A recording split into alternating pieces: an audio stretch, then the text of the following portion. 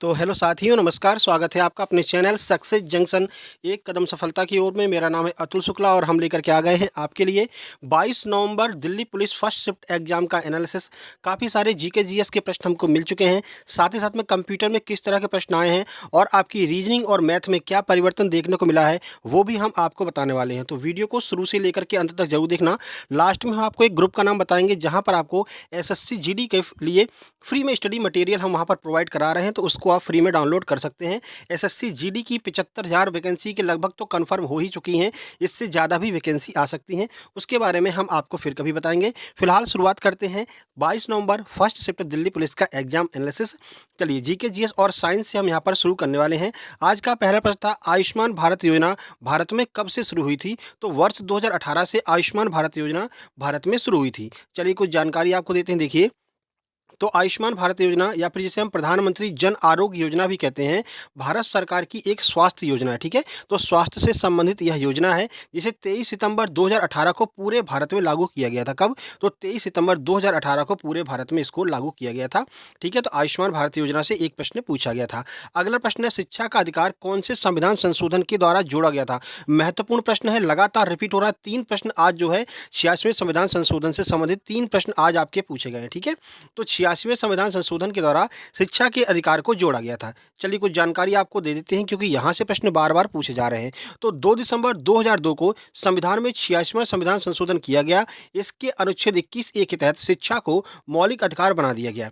इस मूल अधिकार के क्रियान्वयन हेतु वर्ष 2009 में निःशुल्क एवं अनिवार्य बाल शिक्षा का अधिकार एक्ट भी आ चुका था। ठीक है, 2009 में एक एक्ट लाया गया जिसमें कि निःशुल्क एवं अनिवार्य बाल शिक्षा को जो है एक अधिकार बना दिया गया था। ठीक है, जिसे हम आरटीई एक्ट कहते हैं, right of children to free and compulsory education act, जिसे हम आरटीई एक्ट कहते हैं। अब आगे आपसे एग्जाम में ये आरटीई एक्ट पूछा जाएगा या फिर इसकी फुल फॉर्म पूछी जा सकती है, या फिर ये पूछा जाएगा कि यह कब भारत में लागू हुआ, क्योंकि जो आपका 86th अमेंडमेंट है, इससे बार-बार प्रश्न पूछा गया है। अब अगर वो कुछ नया करेंगे तो ये 2009 का आरटीई एक्ट आपसे पूछ सकते हैं। ठीक है? चलिए, आगे बढ़ते हैं और अगला प्रश्न देखते हैं। अगला प्रश्न है, राधा रेड्डी किस वाद्य यंत्र से संबंधित है या फिर किस नृत्य से संबंधित है? राधा रेड्डी, नृत्य कर लीजिए यहाँ पर। तो कुचिपुड़ी नृत्य से संबंधित है राधा रेड्डी। ठीक है? ये 2 लोगों की जोड़ी है जो कुचिपुड़ी नृत्य करते हैं। कौन-कौन? देखिए, राजा और राधा रेड्डी एक भारतीय कुचिपुड़ी नृत्य युगल हैं, गुरु और कोरियोग्राफर हैं। वे दक्षिण भारतीय नृत्य शैली कुचिपुड़ी के प्रतिपादक के रूप में प्रसिद्ध हैं। उन्होंने नई दिल्ली में कुचिपुड़ी नृत्य के नाट्य तरंगिणी संस्थान की स्थापना की और उसे चलाया। ठीक है, तो कुचिपुड़ी जो नृत्य है उस संस्थान की स्थापना नई दिल्ली में इन्होंने की थी और उसका नाम क्या था? तो नाट्य तरंगिणी उसका नाम था। ठीक है, तो राधा रेड्डी कुचिपुड़ी नृत्य से संबंधित है, यह आपको याद रखना है। डेली एक ना एक नृत्य वाला प्रश्न जरूर आ रहा है। ठीक है, एक नृत्य वाला प्रश्न और एक कौन से वादक कौन से वाद्य यंत्र से संबंधित है। आज भी एक प्रश्न नृत्य का आया है और एक प्रश्न वादक और वाद्य यंत्र से आया है। वादक और वाद्य यंत्र का कौन सा प्रश्न है वो हम आगे आपको बताने वाले हैं। तो वीडियो को लाइक और चैनल को सब्सक्राइब कर लेना। लगातार हम आपका ये एग्जाम एनालिसिस कराने वाले हैं। इसके बाद में एसएससी जीडी का भी इसी तरह से डिटेल में एग्जाम एनालिसिस हम करवाने वाले हैं। ठीक है, अगला प्रश्न है, 2021 में किसे पद्म विभूषण से सम्मानित किया गया? 2021 वाला पूछा है, तो चलिए देख लेते हैं। ऑप्शन तो बताए नहीं गए हैं, लेकिन हमको पता नहीं था कि ऑप्शन क्या क्या दिए गए थे, लेकिन चलिए हम ये आपको बता देते हैं कि 2021 में किसे किसे दिया गया। देखिए, प्रधानमंत्री नरेंद्र मोदी और गृह मंत्री अमित शाह भी इस सम्मान समारोह में मौजूद रहे थे। देखिए, जापान के पूर्व प्रधानमंत्री शिंजो आबे को, गायक एसपी बालासुब्रमण्यम को, सैंड कलाकार सुदर्शन साहू को और पुरातत्वविद हैं बीबी लाल को पद्म विभूषण से सम्मानित किया गया था। 2021 वाला आपसे पूछा है। अब 2022 और 2023 वाला आपको देख करके जाना है क्योंकि आगे आपसे पूछा जा सकता है। ठीक है, और असम के पूर्व मुख्यमंत्री तरुण गोगोई को भी मरणोपरांत जो है पद्म भूषण दिया गया था। तो 2021 में पद्म भूषण किसे दिया गया था? तरुण गोगोई को दिया गया था और पद्म विभूषण इन लोगों को दिया गया था जो हमने आपको बता दिया। ठीक है, चलिए अगला देखते हैं। कांग्रेस की स्थापना कब हुई थी? ये प्रश्न तीसरी बार रिपीट हो रहा है। अगर आप लगातार हमारा एग्जाम एनालिसिस देख रहे होंगे तो आपने देखा होगा ये प्रश्न तीसरी बार रिपीट हो रहा है। ठीक है, तो 28 दिसंबर 1885 को कांग्रेस की स्थापना हुई थी। अब इसका ये पूछ सकते हैं कि कहाँ पर हुई थी, किस जगह पर हुई थी, तो वो सारी जानकारी हम आपको दे देते हैं। देखिए, तो भारतीय राष्ट्रीय कांग्रेस की स्थापना 72 प्रतिनिधियों की उपस्थिति के साथ 28 दिसंबर 1885 को बंबई के गोकुल दास तेजपाल संस्कृत महाविद्यालय में हुई थी। ठीक है, इसके संस्थापक कौन थे? इसके संस्थापक और महासचिव, जनरल सेक्रेटरी भी जिन्हें हम कहते हैं, ए.ओ. ह्यूम थे। ठीक है, जिन्होंने कलकत्ता के व्योमेश चंद्र बनर्जी को अध्यक्ष नियुक्त किया था। तो ये बहुत सारी जानकारी आपको मिल गई। कांग्रेस की स्थापना कब हुई? 28 दिसंबर को। जब स्थापना हुई कितने प्रतिनिधि थे? 72 प्रतिनिधि थे। कहाँ पर हुई? तो संस्कृत महाविद्यालय जो गोकुल दास तेजपाल है मुंबई में, वहां पर हुई थी। पहले सचिव कौन थे? तो ए.ओ. ह्यूम पहले सचिव थे। पहले अध्यक्ष कौन थे? तो व्योमेश चंद्र बनर्जी पहले अध्यक्ष थे, ठीक है? तो ये 4-5 जानकारी आपको इसी प्रश्न की डिटेल में हमने आपको समझा दिया है। आगे यहाँ से और प्रश्न बनेगा तो आप आराम से करके आएँगे, ठीक है? चलिए अगला प्रश्न पूछा गया था, अनुच्छेद 21 ए का संबंध किससे है? तो शिक्षा के अधिकार से संबंधित है अनुच्छेद 21 ए। देखिए, तो शिक्षा शुरू में जो एक संवैधानिक अधिकार था, अब एक मौलिक अधिकार बन गया है। संविधान के 86वें संविधान संशोधन 2002 के द्वारा अनुच्छेद 21 ए को जोड़ा गया, जिसके अनुसार राज्य 6 से 14 वर्ष तक की आयु के सभी बच्चों को निःशुल्क एवं अनिवार्य शिक्षा प्रदान करेगा। तो ये 86th कॉन्स्टिट्यूट जो आपका अमेंडमेंट है, कॉन्स्टिट्यूशन अमेंडमेंट है, यहाँ से आपके 3 प्रश्न आज बने हैं, ठीक है? ये आपका दूसरा प्रश्न था। आगे बढ़ते हैं, अगला प्रश्न था 11वां मौलिक कर्तव्य संविधान में कब जोड़ा गया? ये तीसरा प्रश्न आपका 86 से है। तो 2002 में 11वां मौलिक कर्तव्य जोड़ा गया था। देखिए, शुरुआत की बात करते हैं तो सरदार स्वर्ण सिंह समिति की अनुशंसा पर 42वां संविधान संशोधन 1976 के द्वारा आपके 10 मूल कर्तव्यों को जोड़ा गया। शुरू में 10 मौलिक कर्तव्य जोड़े गए थे। आपको मैंने बताया था कि सरदार स्वर्ण सिंह समिति ने 8 ही मौलिक कर्तव्यों की बात की थी, लेकिन 2 एक्स्ट्रा बढ़ा करके 10 मौलिक कर्तव्य शुरू-शुरू में जोड़े गए थे। इसके पश्चात वर्ष 2002 में 86वां संविधान संशोधन हुआ और एक और यानी कि 11वां मूल कर्तव्य को इसमें जोड़ा गया। इन सभी मौलिक कर्तव्यों को वर्मा समिति की अनुशंसा पर इसको लागू किया गया था, ठीक है? चलिए आगे बढ़ते हैं, अगला देखिए, तोताराम किस नृत्य से, किस आपके वाद्य यंत्र से संबंधित है तोताराम?